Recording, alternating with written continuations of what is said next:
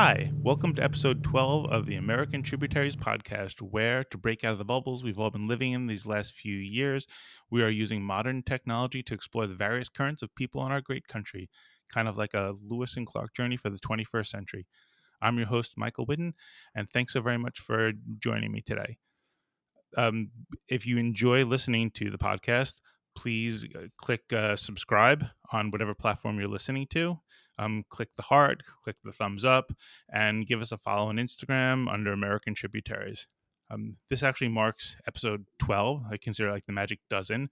And at this point, I thought it would be appropriate to give a thanks out to a few people that have been absolutely essential to getting this podcast off the ground. First, I'd like to thank my son Atticus, who actually designs the 6-note audio logo that you hear at the beginning and the end of every podcast.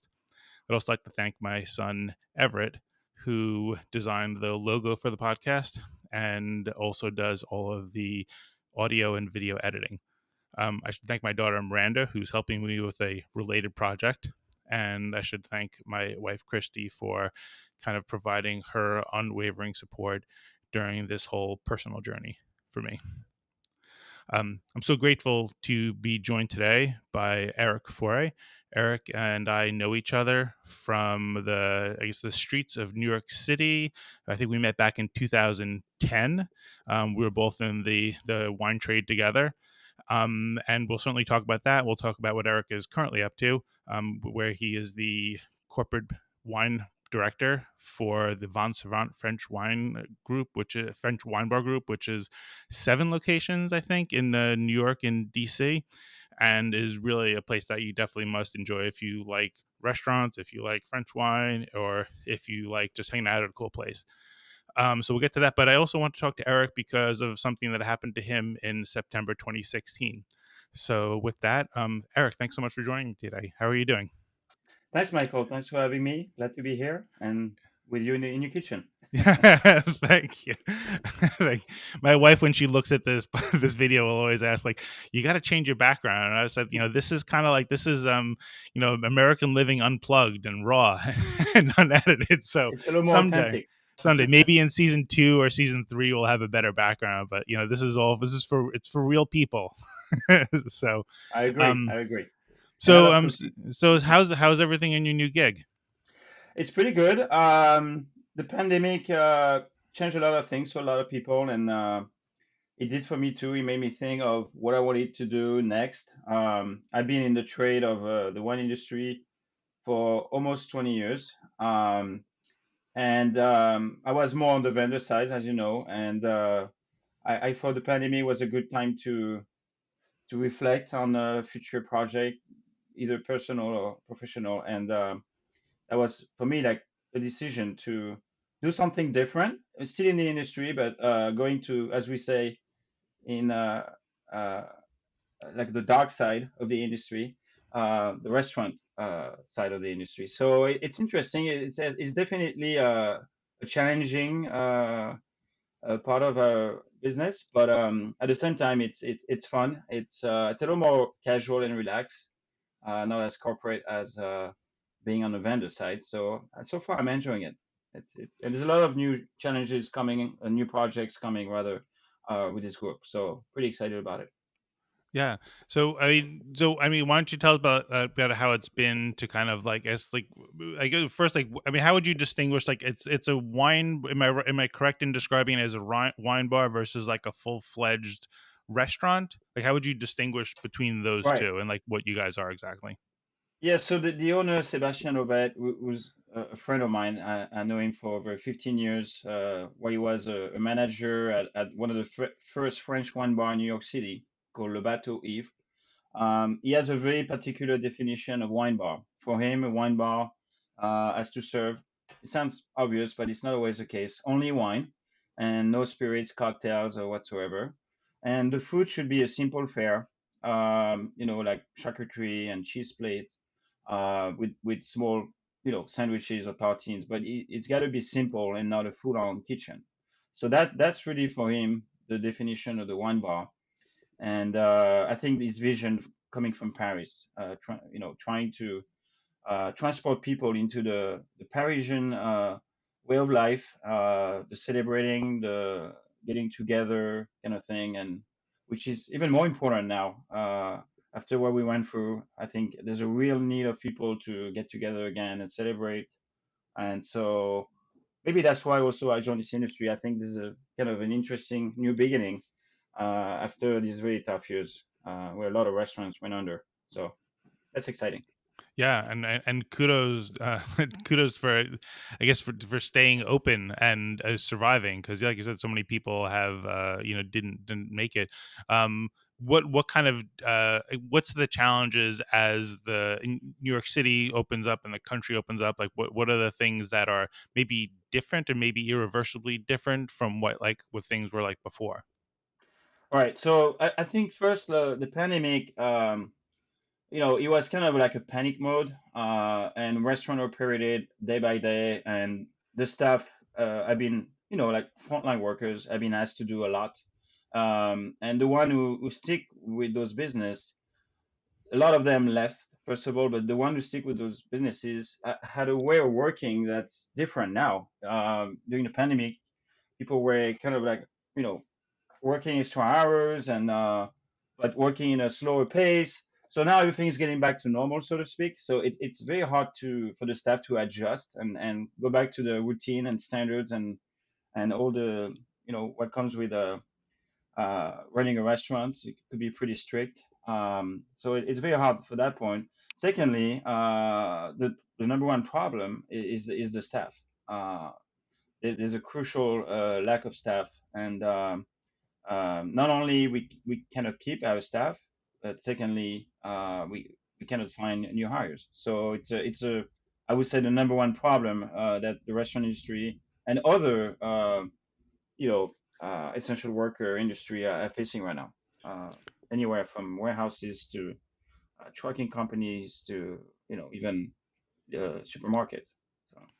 And what's the discuss? I mean, I guess when you and Sebastian are talking and you're talking to other people in the restaurants, like what are the causes that I guess that you guys like speculate about or read about, Yeah. and what's the I guess how are you adjusting to that situation until it gets rectified, if ever? Yeah, that's a great question. I think I've been interested to analyze that whole situation. So I think there's several reasons, and I mean the pandemic is probably number one. What the pandemic did, I think, first of all, a lot of people get pushed to retirement. As we know, the baby boomers wave what was a predicted, you know, problem. The fact that many baby boomers are going to retire, and it was not as many kids born after that to replace this manpower. So that's one thing that we know for a while, but we haven't really been worried about until it happens, right? And then I think the pandemic accelerated that. And a lot of people, I think, reflect on what they were doing and took advantage of the government money to change career and educate themselves, move out, do things they really wanted to do and realize they had the time to think, get the head out of the daily work and reflect. And, a lot of people who were waiting table, figure out maybe it's not an end job for them and they could be a teacher or be whatever else they aspire to. So that's another thing. And then I think lastly, there's not enough immigrants. The immigrant wave went reverse. I was reading a Restaurant National Association Zoom call about this. They're trying to push for a new visa. I'm forgetting the name, but it was the idea was to have on top of the H-2B a visa that will help immigrants to come for a period of 3 years. That will help to replenish the need for essential workers. So it would be like essential worker visa. I forgot the initial, but it's being pushed to Congress right now. I could send you the link to petition if anyone wants to support this. But I think it's a great idea. It's a visa that works, with a bracket. So according to the need of immigrants, it can fluctuate from anywhere from 55,000 visa up to 85,000 visa, which is still small because the need for immigrants per year in the US is about a million immigrants. and Wow. that flux we didn't get for two reasons. I don't want to go into politics, but the first implementation of under Donald Trump who really reduced immigration. But then right after, more importantly, I think is the pandemic that stopped all travels from any countries, and that really cut off the immigration flux, which, as we know, restaurants live on those immigrants, anywhere from the kitchen to every part of the front and back of the house. So two questions. I guess, is it different between the front of the house, back in the house? Can you explain that for listeners who don't aren't Oh familiar yeah, with those sure, terms? And then, is there also an issue with, like, I feel like New York City and the restaurant world was oftentimes filled with people who, were pursuing acting careers or pursuing other things, and they would do the restaurant as like a second gig or something. So is it possible that some of this stuff will be fixed, or remedied, at least in part, when the city is kind of back to normal and attracting those people who want to, pursue their acting career on Broadway, or those other jobs that allowed for working in restaurants as well? A lot of sure. questions So to give you there. Sorry. no, no, it's all right. It's all right. So the front of the house in a restaurant industry uh, basically means anyone in contact with the customer. So it go from the bartender to the hostess first, obviously, and then the waiters, and then the manager, the floor manager, or the restaurant manager. The back of the house, we call the back of the house everyone who's in charge of the prep of the kitchen, working in the kitchen. They not supposed to connect with the customer. They just preparing the food and focus on executing. They're kind of like the engine of the restaurant.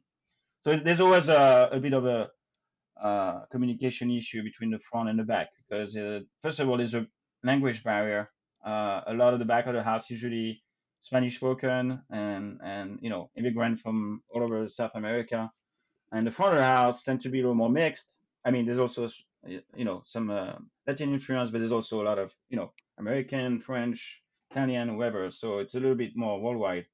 So there's always a bit of those tension between the front and the back. It could be friendly, but it's hard to communicate, and often they operate kind of like two entities, separate. So it's interesting.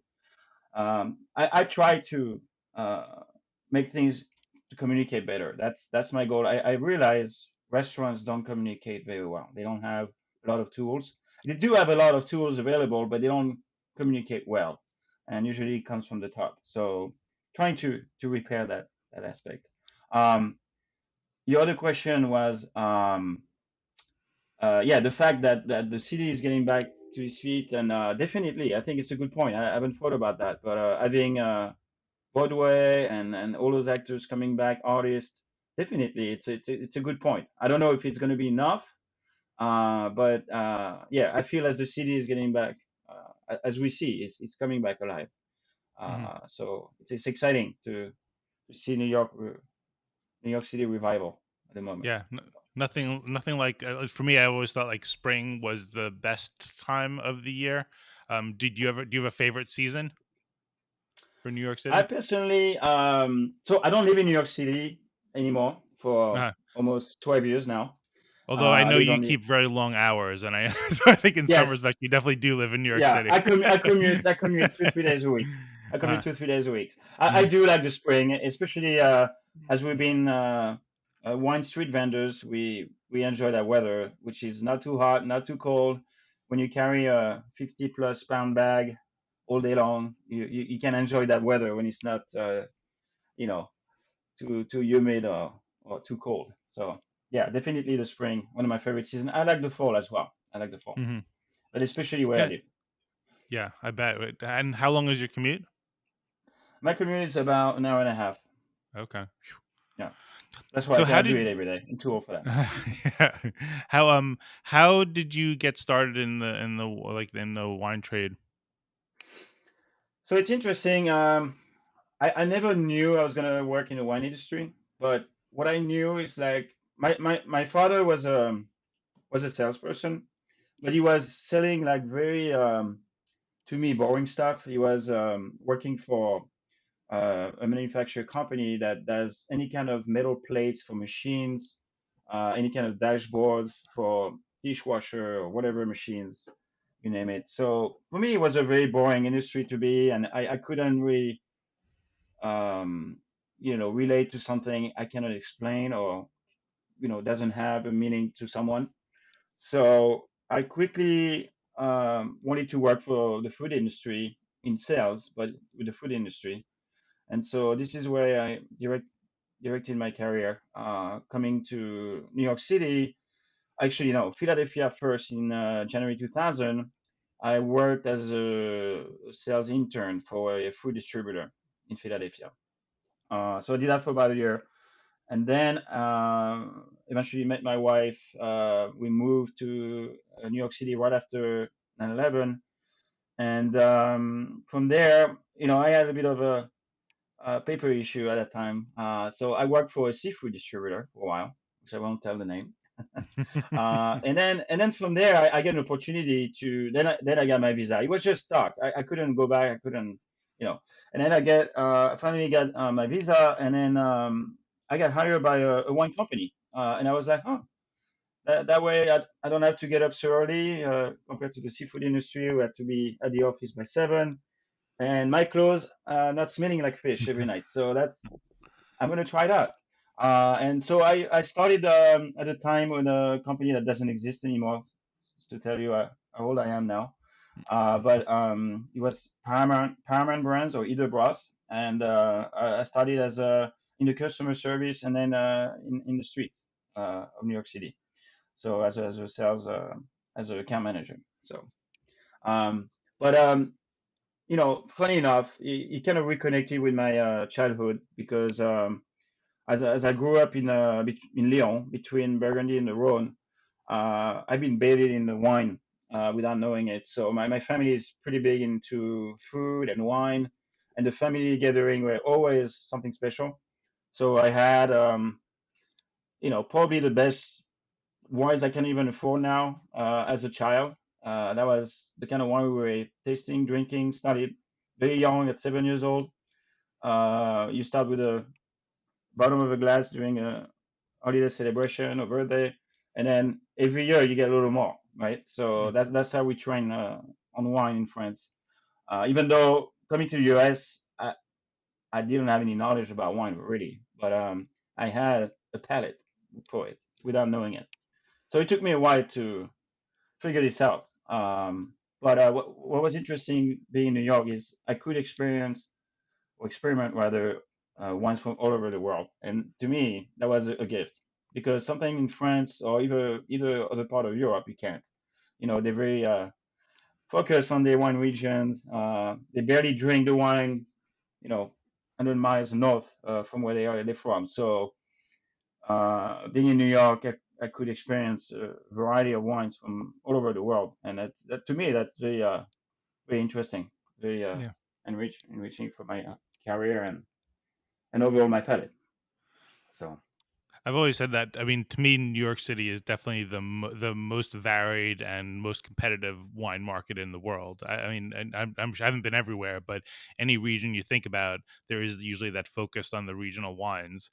And here, it's just you have an influx of everything from Greek wine and the Georgian wine and just everything everywhere. And it's really the most exciting place to be if you're curious about what's the newest thing and what's the oldest thing, and everything in between. absolutely, I mean, being the peer of entry of the U.S., every winery in the world wants to sell their wine in New York. So I remember having this conversation with the producers, like, oh, so how can I sell my wine in New York? I said, good luck. There's like an ocean of wine already here, so Yeah. you're gonna be, it's a very competitive market at the same time, and Hmm. it's not easy to, you know, make make yourself a name, make a name for yourself in a very, challenging market, and there's competition from um, other countries, but also within a country like France, which I know the most. There's so many producers per region. It's just incredible. The richness of, of the wine industry in New York. It's beautiful. I love it. Yeah. As a consumer, especially, I think since you know that, and I guess for the sake of the audience, there's like a three-tier system for like alcohol and for wine, like we're talking about here. You've got like the producers, and then you've got the distributors. So there you have somebody who makes the wine, and typically they don't have the person power on the street to be selling the wine to the end, I guess the end outlet. So you have importers for wines coming from overseas, then you have distributors, and that's like kind of the foot soldiers that are out there representing the wineries or the producers, and then you've got the end seller, the end outlet, which would be like the restaurants or retailers or like caterers or something like that, and then you have the consumer. So Eric and I both we bonded in the distribution side of that, which I think is definitely the most underappreciated part of it, because like the distributors, we're really we're the connectors, we're the nexus between everything. Right. A lot of the wine trade focuses on the restaurants, which deservedly so, because they're the ones who are kind of creating the magic for the end consumers, and the producers who are creating the magical product itself. But I think that as a distributor, we get to see, I guess, the good side and the underbelly of everything. It is true. It's not enough appreciated work, and then the distributor is important too because they're the one who select the wine at the end. They're the one who curate the wine.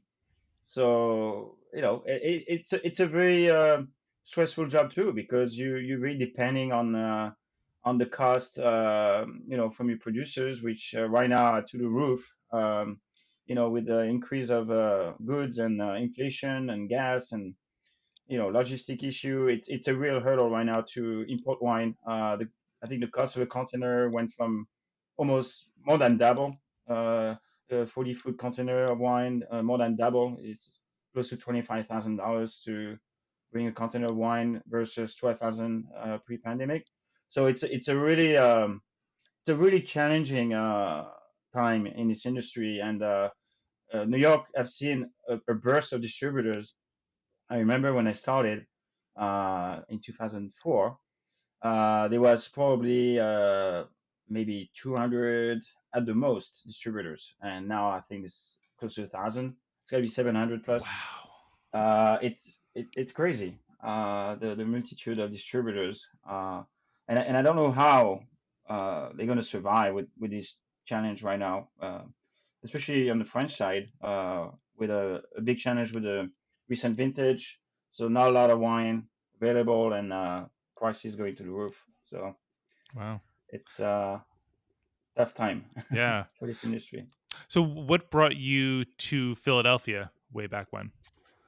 So for me, is was so I graduated from a business school, and they always say, "Oh, you know, if you don't have an experience internationally, you're going to be left behind. So you need to have, learn English, get to foreign country, either like 6 months, 1 year."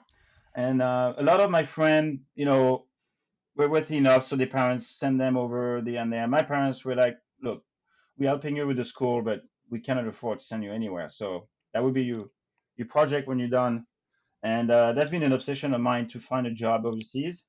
And another reason was is there was not a lot of jobs also at that time in France when I was graduated. So I got the opportunity for a friend of mine who had another friend who was a sales director in that small food distributor in Philadelphia, and he said, "Hey, we could use a French guy like you, and I sponsor the visa, no problem. You come here for 18 months as an internship." And I said, "Yeah, I'll do it. I leave tomorrow." So, long story short, the guy who hired me had quit 2 weeks before I was gonna fly, and started his own company and kind of like took the clientele of the company he left. But me, I was attached to that company. I signed on with the visa, so I couldn't go anywhere else. And he didn't tell them about me. So I was 2 weeks before I got my visa, but I had no connection whatsoever and didn't know that company. So I just flew and I had a little bit of savings, and I told myself I have 10 days of savings and see what happens. And then if it doesn't work, I go back. And so 10 days later, after calling and calling with my poor English, I finally got an interview with the director of that company. And my English was so poor. He's like, there's no way you can be in sales. I have a position in the warehouse if you want to. I said, I'll do anything. So I was 24 at the time. And so I worked in the warehouse With a for business degree. almost 6 months. Uh, Yeah. And it was tough because I was working in freezers and refrigerators and doing the night shift. So it was really tough. I cut my teeth, right? But I was highly motivated. I wanted to stay. That really I think built me for the rest of my career. And then from there, I started to do sales. I started to do deliveries because I was not still good enough for sales. So they sent me in Washington D.C. I was doing delivery with a van for like another few months, and eventually I ended up selling some food for like 6 months. And then that was the end of my first experience in the US. But that made me want to come back. And then I met my wife, Tanya, who, I came back, and then we got married, and that was a whole new adventure. yeah. So So, what was your first impressions of the U.S.? Had you ever been here before? And then, I guess again, what was your impressions of life in America?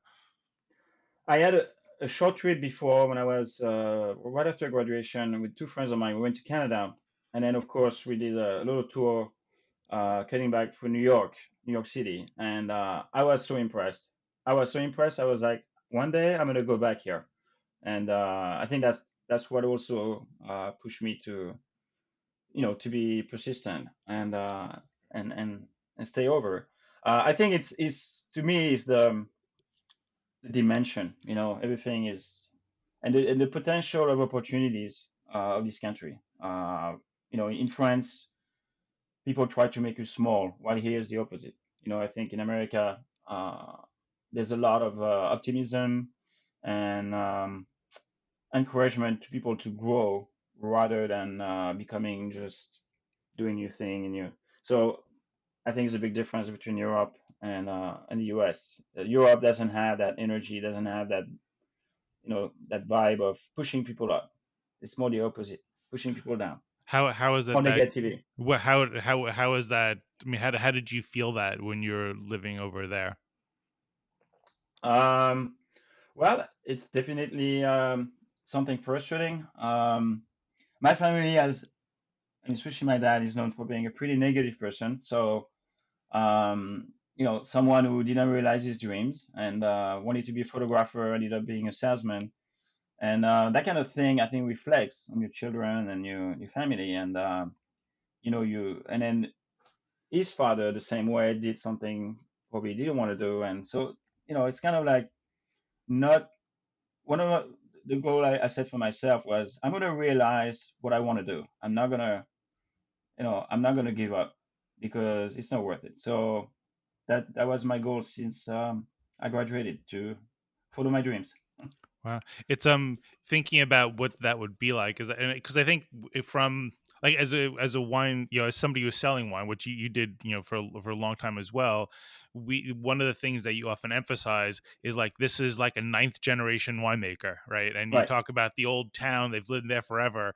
And there's, I think, to the American, there's a romantic charm to that, but there's also a flip side to it, which is like right, imagine being in that same town forever. Imagine like being the son and the right, grandson and the great and that this is your destiny. And I mean, just think about it objectively. What are the odds that for 4 generations, 5 generations, 9 generations, every one of them is going to have somebody who's actually meant to run a winery? Like it's probably right, not very similar. So there are definitely generations where somebody was doing it very much against their will, which it sounds like that's like maybe what your father and your grandfather were going through, which is like they're doing this because this is just what you have to do. You have to compromise your dreams for some other purpose. right. Is that Exactly. an accurate description? Yeah, absolutely. I don't know if the new generation is thinking that way, Mm-hmm. but there's definitely the feel like you'll be trapped, and Mm-hmm. the overall negativity there's not a lot of hope with jobs. It's very competitive to get a job. I can't tell you how many interviews I had in France to get a simple salesman job. It's very discouraging. So it's it's just challenging. I think mentally it's not so healthy. Hmm. My other brother is living in London, and my third brother stay in France. Hmm. So it's interesting. Yeah. It touches upon one of my theories. Like I've been striving, I think, for the last few years to think about what keeps Americans, like what unites us all, like everything, not just like on certain policies or certain rights or whatever you're concerned about. Like what is it something that we all have in common? And I've kind of settled on this idea of like we're all uprooted. We're all people who like either voluntarily in many cases, but unfortunately and tragically in many cases, like involuntarily, you were uprooted. Whether you were a Native American and you were pushed off of your land, or you were an African or African American who was forcibly removed, and like just the horrors of slavery.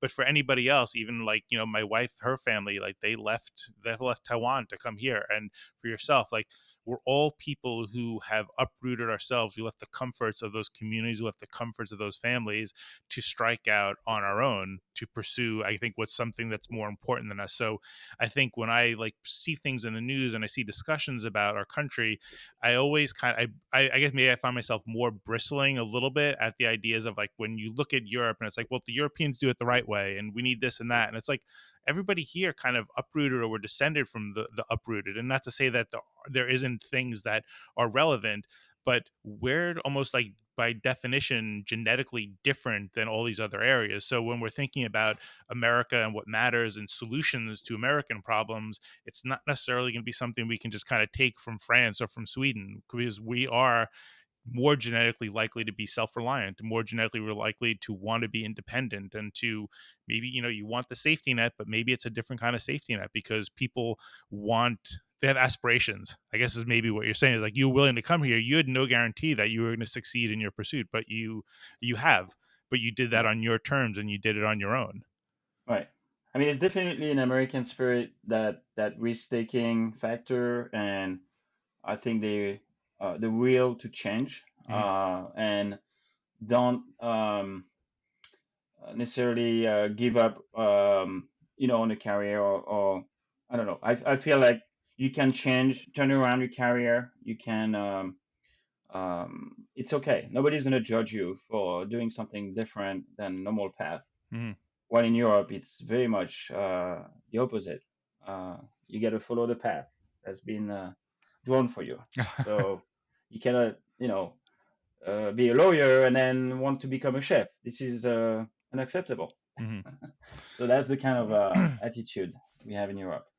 So it sounds like you've already said the answer to this. So, but you moved to the U.S. at the just before 9/11. You moved to New York. It's you've been here for a while, and you pursue citizenship in the U.S. Right. Like what made you take that extra step? Because there are a lot of people who just kind of, I guess, stay under a green card or stay for a Sure. while and then they and eventually return to their family. What made you decide to stay and pursue Well, citizenship? I think it's a combination of events. First of all, I think my green card was about to expire, and I had to make the decision of either renewing it or get to the citizenship. At the same time, it was a very intense election year, 2016, as we know, and I figure, I've been in this country long enough, and I think it was right at tipping point where I felt, you know, I'm French deeply. My roots are French, but at the same time, tomorrow I go back to France, I wouldn't feel French. I would feel American, and I would be treated like an American. So it really was a tipping point for me where I've been almost as long in, not quite, but almost as long in the U.S. as I've been living in France, and it was time to, settle that and take the citizenship. Also having a family, well established, kids at that time around 10 years old plus. If felt for me was the time, and more importantly, I wanted to have my word in the election. That was an important election for me, and didn't work the way I wanted it to, but Mhm. it was yeah, it was the main factor that made me decide. There was also some rumor that if Trump was elected, he's gonna, uh, kick out some immigrants. So I didn't want to be split, my family. So that was another reason I also decided to move forward. And then and what is it like when I guess the what's this what is the day when you find when you are I guess you get your citizenship, I don't know the paper, I don't know the process, and then what did it feel like? It's actually it's very cool. You feel almost like a mini wedding. So, I mean, first of all, you have a bunch of questions, about 100 questions about the Constitution and other topics, which I probably forgot most of the answers now, but you have to know those, and then you've been asked those questions. And then when you pass, there's a ceremony, and it's a very touching moment where you get a little flag, and then everybody else celebrate. The family come to the city hall, I think it was at the time, and everybody come to congratulate you, and it's a very special moment. I really felt a difference. Another thing too that's not a lot of people talk about. It's when you give up your nationality. So you give up. I gave up my French nationality. So that was a little hard for me because we have the dual citizenship in France, but not the U.S. doesn't recognize that. So tomorrow there's a conflict. I'll be fighting on the American side, not Hmm. on the French side. So that's one touchy thing for me. That was a little difficult to accept, but it is what it is. And at the end of the day, I feel more American than French. Although I'm proud to be French in the U.S., I have Hmm. that French background, but I feel deeply more American for Hmm. sure. So Well, my kids are definitely 100% American, hmm. Do you teach not too much them? French. Are they learning French language at home as well? So I did a lot of effort when they were young, up to like 3 or 4 years old, and then I gave up. I've been, I regret it, and now they really complaining about this now because oh, you bad dad, you didn't teach us how to speak French. But I have video where I can prove I was trying. I, But it it, gets very challenging. That age, 5 years old, you have to ask them 500 times every day the same things, and yeah. then my wife being not, I mean, she could speak French, but that was not a main language. If my wife was French, I think they would be speaking French Hmm. because together we would have, you know, focus on that. I'm not saying it's impossible. I'm just saying it's very hard, Yeah. and I cannot give up, We had the frankly. same we gave up I guess early on, but my wife could speak Mandarin, and early on the discussion was what are we going to do, and I think she anticipated what you ran into, but she's like in parenting I want to say what's coming to my mind, and Right. I speak English in my mind first, so that's what Yeah. we're going to do. And I think I think back to like my great grandfather who immigrated here from like Calabria, Italy, and I think that seems to be almost like a rite of passage a little bit, is like, I guess some people are able to hold on to it, but I think at the end of the day, the practicalities of it are, while you might keep some of the cultural heritage and some of the linguistic, training, you end up and eventually have to kind of capitulate to the Yeah, English. and I think the kids naturally, and I have the experience with my brother in London and a lot of friends who trying to teach their kids French, living in a foreign country. They socially they don't feel accepted if they don't speak the language of the country, especially when they start going to school. Hmm. So it's very challenging because you talk to them in French and then they answer in English, and then everything's like that, and then you tend to give up. You're the one who gives up because you speak English also, so it's easy. But deeply, if you can make the effort, uh, the kid memorize it. The sponge at this age. So, for example, my niece, she didn't speak until she was, I don't know, almost 10 years old, and then suddenly she's starting talking in French, English, and Spanish, and because she was just processing all those languages, it took her a while to be, talkative. Yeah. So Um, So I guess we'll come back to the current day. I think restaurants to me seem to be a place that most people love for whatever, for many different reasons. But I think they're also a very misunderstood business as well, because I think it's very complicated. Like I often look at a restaurant that I always thought it was like as complicated as like running a military operation, because you have so many different kinds of people and so many different tasks. But like if you were talking to somebody and they're gonna, like, you can look at the price of anything and be like, well, why does this cost so much or whatever. I mean, it could be that, but like if you could talk to somebody and just say like what they might not understand or appreciate about restaurants, especially as I guess you're really kind of learning about restaurants from the inside now. Like Right. what would you want people to understand about restaurants just in general, and the challenges and the stuff that they might take for granted or not even be aware Yeah, of? I mean, it is being in the inside of this industry. I've been on the outside for the longest time, and I always enjoyed it. But being inside, you're totally right. It's a very complex machinery. Um, they always say a perfect restaurant is an accumulation of details, and that's what it is. Every little things, make to make you an experience. So it's like having people for dinner every night. Everything has to be perfect. The music, the wine, the food, the temperature. It's a accumulation of details, and it's very rare to have it perfect every time. There's always something broken, someone who's not showing up. Um, um, a vendor that didn't deliver, uh, the meat, or there's so many little factors, like you said, that makes this experience delicate. It's like a show. Yeah, it's So theater, really. it is, it That's is, that's happening around the table. and it's hard to satisfy everybody. In there's an age where people can comment in a minute on a platform on social media. It makes it even more challenging.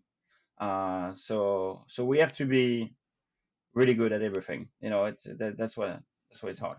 Well, it's kind of a shame to hear, and I've heard this from other like people who own businesses, but like, but I think it also emphasizes one of the points I think about social media, which is that it's unfortunate that the few people who either go in with a bad mindset or just looking to troll or have a bad experience, because that does happen, right? There's sometimes you're going, just the chances are somebody's going to come in and just not have a good time, but Yeah, for every one of those, there are lots of people who enjoy themselves, but they don't all voice like their positive feelings. Like I definitely think that, like, when I think about the average person, you go out and have a nice dinner or a nice night out, you're like, oh, that was really great, wasn't that wonderful? Yeah, yeah, yeah. Maybe you post a picture of the place, maybe you send feedback, but if the right, person who comes out angry right, becomes very motivated right. to like air their grievances, and they end Sure. up having an outsized presence and impression upon people. So I personally I haven't looked at Yelp Right, in like years, and I think even if you do, I think you always just try to take a quick scan. And I have heard of a few occasions those where like the owner of a business's response to a negative comment actually gains them other customers, because other people look at it and they say, oh, that commenter was unreasonable, and I really appreciated how you respectfully right. and tactfully responded to them. Yeah, I mean, there's definitely nothing worse than a bad review on one of those platforms. It really, it's disappointing, and I mean, it's not always not unjustified. Uh, like you say, it's a show every day, so we're not always perfect. But definitely, there's probably more negative comments than positive. I tend to agree with that. I mean, myself, I don't look at those things either. When I try to pick a place, I don't look at those. But it could be a generational thing. I think a lot of the younger crowd, uh, a lot of the younger crowd, they usually look at those things and look at the ratings, and so they're more and more important, you like it or not. So we have to deal with that. I mean, it makes us better in a way. Yeah, So yeah. So you decide that you want to move on to a new chapter for yourself. I'm sure you had lots of different places that you thought of. What made you settle in on working for at Vonsavant? And then I yeah, guess as I say the name, I'd also say, can you explain what the name Vonsavant means? sure. So Vonsavant is a take on the perfect vision, 2020, and vin being 20 in French as the number, but also as a name for wine. So looking for perfection in our wine selection, and tendency to have 20 white by the glass, 20 red. I mean, more or less 40 glass by the glass wines, including the champagne and the rosé. So that's the name definition. And I believe there's a Vin Sur Vingt in Paris too. So that could have been maybe the initial inspiration. Um, but what was the other question? Oh, Sorry. so and what made you decide that the Vonsavant was the place Oh, where you would want to kind of like just start this new right, chapter of your professional career? right. So my last job, I was actually I had my own business at one point, which was part of a dream of mine to have my own business. It didn't go exactly the way I wanted to, but nonetheless, I ended up working with people, my partners at the time, we're kind of like friend, and the way we work was professional, but at the same time, it felt like we were a group of friends. So I kind of wanted to carry on this idea, and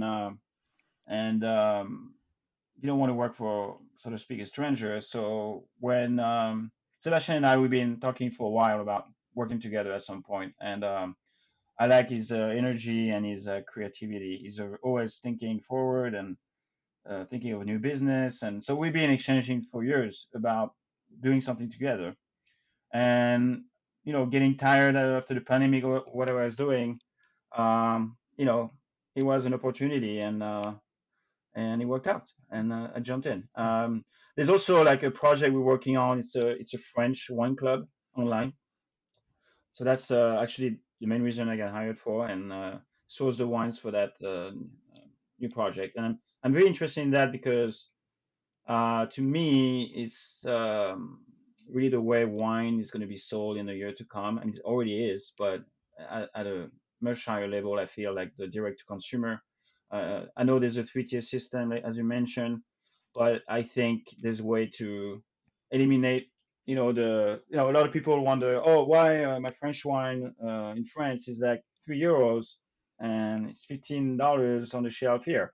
Or is that three-tier system? Every time you have someone in the chain taking a commission that increase the price of the wine. So I think with the direct to consumer kind of wine club idea, and we have also e-commerce in the work with our wine shop, because we have a wine shop as well now.